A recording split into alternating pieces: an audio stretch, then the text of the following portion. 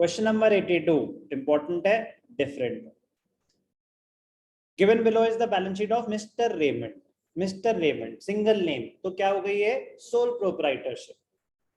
क्या balance liability side पे कोई रिजर्व है? नहीं है। क्या एसेट साइड पे कोई अक्यूमुलेटेड लॉस है? नहीं है। क्या कोई एग्जिस्टिंग गुडविल है? नहीं है। Raymond, with a view to extend his business, negotiated with Simon, who entered into partnership on 1st April 2022 to share profits and losses in the ratio 2:2। तो न्यू रेशियो क्या बना है? तो ओल्ड रेशियो क्या था सर? ओल्ड रेशियो सारा उसी के पास था। तो पहले वो 100% लेता था, अब वो पहले 1 लेता था, अब वो 2/3 ले रहा है। दूसरे पार्टी को कितना मिल रहा है? 1/3। तो उसका सैक्रिफाइस कितना हुआ? जितना भी उसको मिल रहा है, तो उसका सैक्रिफाइस वैसे 1/1/3 है। पहले उसको 100% मिलता था, मतलब 1, अब उसको मिलता है 2/3, तो 1/3 33% उसने सैक्रिफाइस कर दिया। तो जितनी भी गुडविल आएगा उसी को ही मिलनी है। Furniture fixtures are to be taken over at 90% of their value, are to be taken over नहीं, taken at 90% of their value. तो फर्नीचर एंड फिक्सचर्स 10% से डिप्रिशिएट करने के लिए बोल रहा है 5000। Building and plant machinery to be taken at an appreciated value of 10%, तो building and plant and machinery इन दोनों को बढ़ा दो, building and plant and machinery, इसमें कोई doubt? 4000 of debtors are bad, तो 4000 बैड डेट्स हैं और there was a doubtful amount of 1500, तो प्रोविजन में चला जाएगा 1500, बैड डेट्स में चला जाएगा 4000। कोई भी डाउट? कोई भी doubt? Creditor for 3000 is not traceable, तो क्रेडिटर्स कम कर दो 3000 से, रिवैल्यूएशन क्रेडिट आइटम। कोई भी doubt? Stock is taken at 42000, stock 3000 से कम कर दो, तो ये नॉर्मल है सारी चीजें, ठीक है। रिवैल्यूएशन आपने फर्नीचर कम कर दिया, डेटर्स ठीक है, प्रोविजन ठीक है, स्टॉक ठीक है, और कुछ नहीं है। रिवैल्यूएशन में आपके डेबिट्स हैं 13500, क्रेडिट्स आते हैं, प्रॉफिट है, प्रॉफिट पूरा का पूरा किसको मिल जाएगा? रेमंड को, सिंगल पार्टनर ही था, ओल्ड रेशियो, ओल्ड पार्टनर एक ही है। अभी तक कोई डाउट? ठीक है। Yes, F is an interesting point. Investments and bank overdraft are not to be taken over by the new partnership. इसका मतलब रेमंड आप अपने एंड पे इसको क्लोज करो। बैंक ओवरड्राफ्ट है, आप पे करो, कोई एसेट है आप टेक ओवर करो, ये नई बैलेंस शीट में नहीं आएगा, ये नई बैलेंस शीट में नहीं आएगा। बैंक ओवरड्राफ्ट भी जो सोल प्रोप्राइटर है उसी को पे करना पड़ेगा। कोई एसेट है जो कैरी फॉरवर्ड नहीं कर रहे, कह रहे वो भी आपका है, मेरे को इसको कैरी फॉरवर्ड नहीं करना। Simple. Asset taken over by partner, liability paid by partner.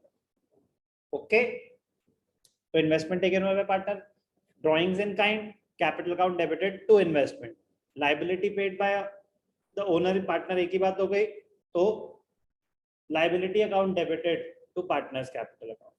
तो इन्वेस्टमेंट टेक ओवर करा तो कैपिटल अकाउंट डेबिटेड, रेमंड to investments, drawings in kind, और लायबिलिटी पेड तो bank overdraft to Raymond's capital account. कोई भी डाउट?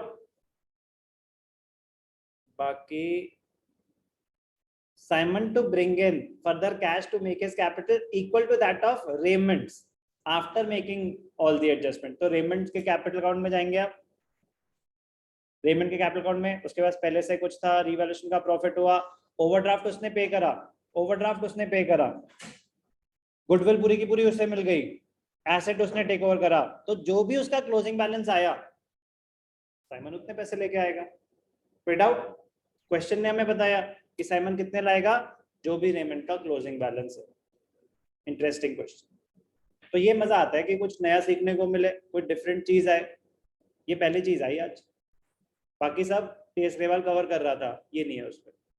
ओके, बट इनका मजा भी तो तब आएगा जब असाइनमेंट भी आप ढंग से करें। अभी तो मैंने आपको 10 क्वेश्चन दिए ना, तो अब मैं तो आपको रैंडमली दे देता हूँ, कोई ये थोड़ी ना कि मैं अच्छा 2 घंटे लगा के उसको इन्वेस्टिगेट करके ये टॉप 10 क्वेश्चन थे, बिल्कुल भी नहीं ऐसा। चलिए चल अच्छा, तो आपको सारे करने चाहिए। क्या पता किसी और क्वेश्चन में आप कुछ और सीखें, यस और नो, तो उसकी कोई लिमिट ही नहीं रहेगी अभी। लेकिन ये समझ आएगा चलो बेसिक तो अब हो गया हमारा, टीएस ग्रेवाल सॉर्टेड है, उसके बाहर कुछ अगर होता है तो वो धीरे धीरे धीरे धीरे होता रहेगा। बट अब मैं आपको बोर्ड क्वेश्चंस दूंगा तो आपको एक अच्छा, मतलब जिन्होंने अभी तक कर लिया ढंग से उनको एक अच्छा कॉन्फिडेंस आएगा कि शायद ही कोई आपको ऐसी कोई चीज देखने को मिले जो आप ना कर पाओ। तो वो भी एक अच्छी बात है ना, कि चाहे पिछले 6 साल के दो, 10 साल के दो, कवर्ड है सर, तो मजा आएगा। बट हर टॉपिक के साथ ऐसे करेंगे, करते करते हमें कुछ ना कुछ, मैं कहता हूँ 99% मान लेते हैं, कुछ ना कुछ तो हम सीखते ही रहेंगे थ्रू आउट द ईयर। किसी की किताबें भी तो बेचनी है लोगों को अपनी, तो कोई नई बुक आती है वो जानबूझ के कुछ टेढ़ी मेढ़ी चीज दे देते हैं, तो आपको लगता है कि अच्छा, तो वो तो रहना भी चाहिए। बट मैं ये कह रहा हूँ कि अगर टीएस ग्रेवाल ढंग से करो, जो असाइनमेंट में देता हूँ वो ढंग से करो, 99.99% ऐसा कोई क्वेश्चन नहीं होगा बोर्ड में जो आपको ना आता हो। स्कूल में तो मैं खुद क्वेश्चन क्रिएट कर रहा हूँ ना, तो मैं कुछ भी कर सकता हूँ, उसको तो मैं कभी ट्राई भी नहीं करूंगा कि मतलब, खासकर कुछ स्कूल्स में कि वो जानबूझ के लेवल एलिवेट करेंगे। बट हम पहले बेस को स्ट्रॉन्ग करेंगे, फिर धीरे धीरे वहां तक पहुंचेंगे। तो ये अभी बेस ही है, बट डीके को साथ साथ करोगे तो बेस से थोड़ा ऊपर भी जाओगे। एनीवे, अच्छा क्वेश्चन था। बट कॉन्सेप्ट क्या, आप कॉन्सेप्ट का नाम दे सकते हैं इसे, sole proprietorship converting into a partnership. तो ये नहीं कि सर पहले तो हम ये पता करेंगे कि कोर्स में है कि नहीं, बात कोर्स की नहीं है, एक बार नया क्या था, क्या नया था, कुछ भी तो नया नहीं था। तो कॉन्सेप्ट तो सारे वही यूज हो रहे हैं, ओल्ड पार्टनर्स में एक ही है, तो सब कुछ उसी को मिल जाएगा, जितना भी वो दे रहा है वही उसका सेक्रीफाइस है। तो प्लीज जितनी देर आप उसकी इन्वेस्टिगेशन में लगाएंगे ना कि करना है कि नहीं करना, उतने में ही वो कॉन्सेप्ट हो जाता है। तो करें और होप करें कि काश आ जाए, ना आए कोई दिक्कत नहीं है, आ गया तो मजा आएगा कि जिन्होंने कर रखा है वही ऐसी चीजें कर पाएंगे।